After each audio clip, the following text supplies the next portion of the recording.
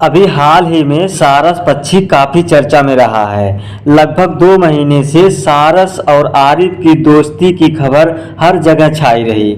इसके पीछे कुछ पॉलिटिक्स भी हुई, ये सारी चीजें आप लोगों को पता होगा।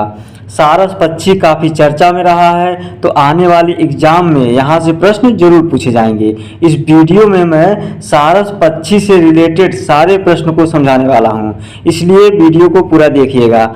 आइए शुरू करते हैं। सारस पक्षी को प्रेम और समर्पण का प्रतीक मानते हैं। यह पक्षी अपने जीवन काल में मात्र एक बार जोड़ा बनाता है और जोड़ा बनाने के बाद सारस युगल पूरे जीवन भर साथ रहते हैं।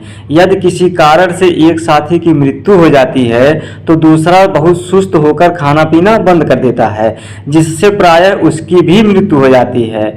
अपनी इस विशेषता के कारण इसे एक अच्छी सामाजिक स्थिति प्राप्त है।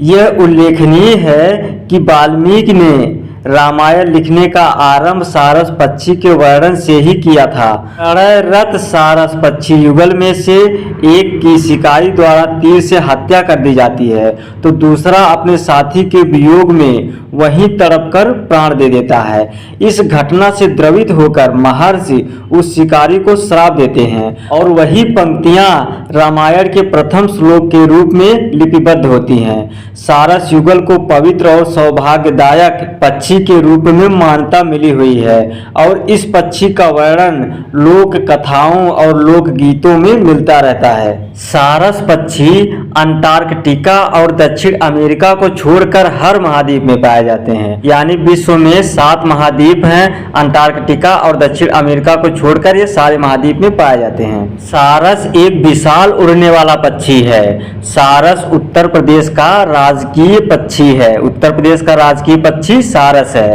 उत्तर प्रदेश के इस राजकीय पक्षी को मुख्यतः गंगा के मैदानी भागों और भारत के उत्तरी और उत्तर पूर्वी और इसी प्रकार के सामान्य जलवायु वाले अन्य भागों में देखा जा सकता है। भारत में पाए जाने वाले सारस पक्षी यहाँ के अस्थायी प्रवासी होते हैं और एक ही भौगोलिक क्षेत्र में रहना पसंद करते हैं। पूरे विश्व में सारस की कुल 8 जातियां पाई जाती हैं। इनमें से 4 भारत में पाई जाती हैं।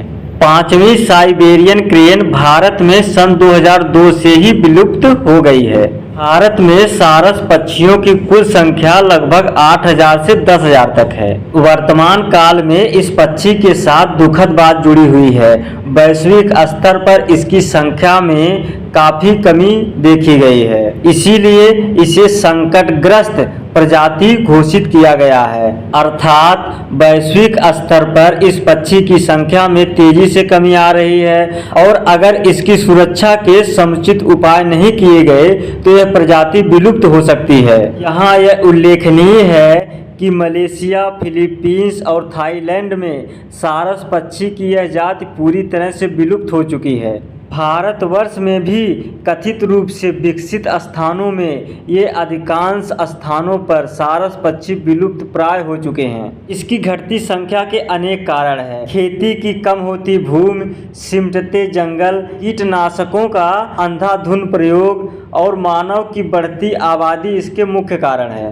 तेजी से बदलता पर्यावरण और बढ़ता प्रदूषण भी इसके लिए उत्तरदायी हैं। इसके अतिरिक्त बिजली की अति उच्च धारा वाले तारों से भी इनको बहुत बड़ा खतरा है। ये बिजली के खंभे सामान्यतः आबादी से थोड़ी दूरी पर स्थापित किए जाते हैं और इन जगहों पर सारस के आने की पूर्ण संभावनाएं होती हैं। सारस पक्षी की घटती हुई संख्या इस बात का द्योतक है कि अब खतरे का समय आ चुका है और हमारे पर्यावरण और समाज में बड़े स्तर पर बदलाव की आवश्यकता है।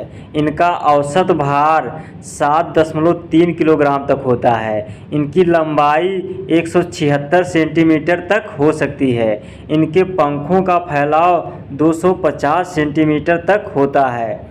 अपने इस विराट व्यक्तित्व के कारण इसको धरती के सबसे बड़े उड़ने वाले पक्षी की संज्ञा दी गई है।